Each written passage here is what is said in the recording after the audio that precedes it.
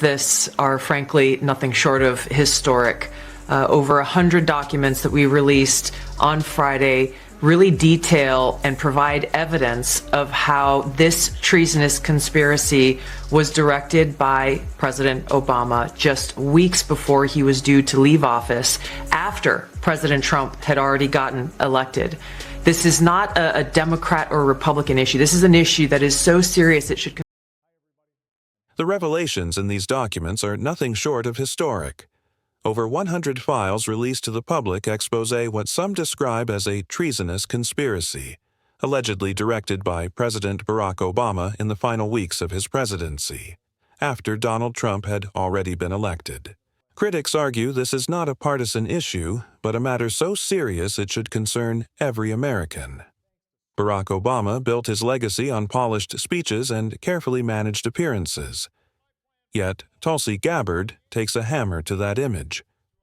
She cuts through the shine and points to contradictions, broken promises, and hollow achievements that often go overlooked. What was once celebrated as transformational now, in her telling, appears more like a carefully packaged sales pitch. Gabbard's critique is not cautious or polite. It is direct, unfiltered, and unrelenting. When asked about Obama's dismissal of these revelations as nothing more than a distraction, Tulsi doesn't hold back. She calls it the art of deflection, a tactic employed not just by Obama but by his allies in Congress who sought to minimize the evidence.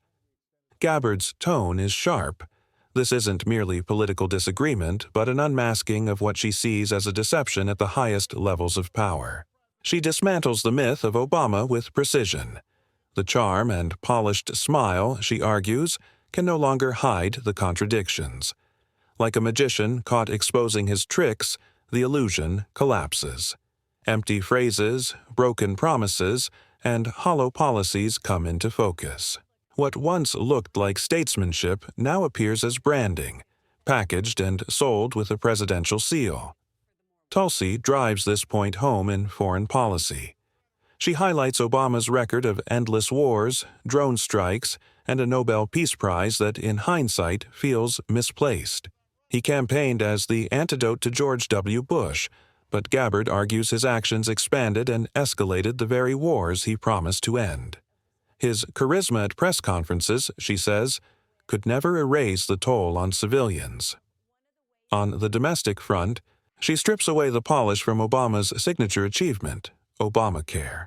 What was promoted as a health care revolution, Tulsi frames as little more than a patchwork deal that left insurers satisfied, but millions of Americans still trapped in a broken system.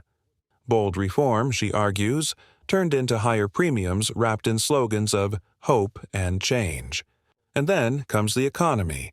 Defenders credit Obama with saving America from collapse. But Tulsi offers a stark counterpoint.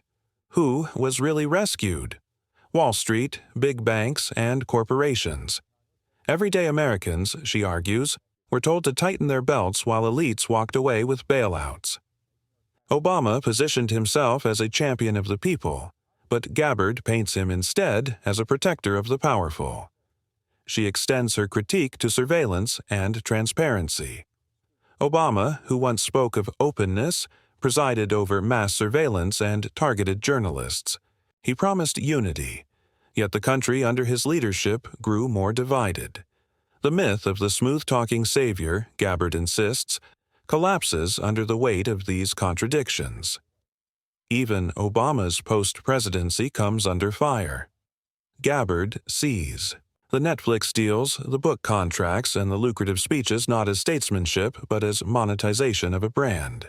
Instead of fading into quiet dignity, Obama built an empire, cashing in on the same political celebrity that once inspired millions. The reaction to Tulsi's critique is electric.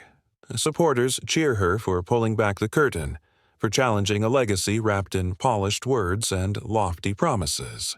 Critics recoil, but even they can't ignore the uncomfortable truths she raises. For all the talk of transformation, the Obama years left a Democratic Party weakened, with thousands of seats lost at the state and federal levels. What was sold?